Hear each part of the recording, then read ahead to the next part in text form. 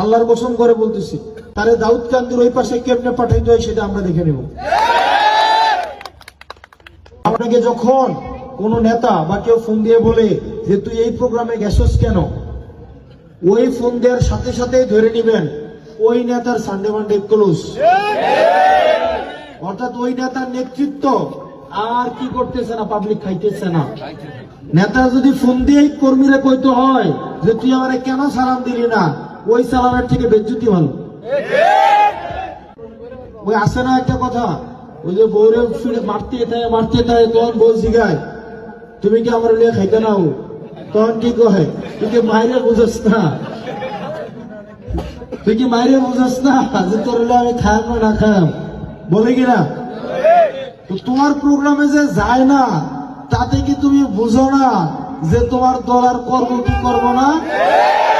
Phone দিয়া তাইলে আর কেন জিগাও যে আর ওই প্রোগ্রামে গেছো কেন?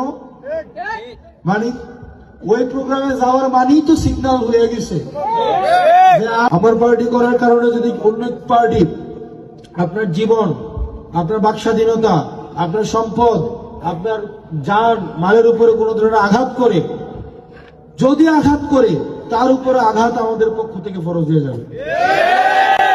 এখানে ফরজ বলতে আমি ধর্মীয় ভাবে বলি নাই। রাজনৈতিক দল যত ছোটই হোক বা যত বড়ই হোক,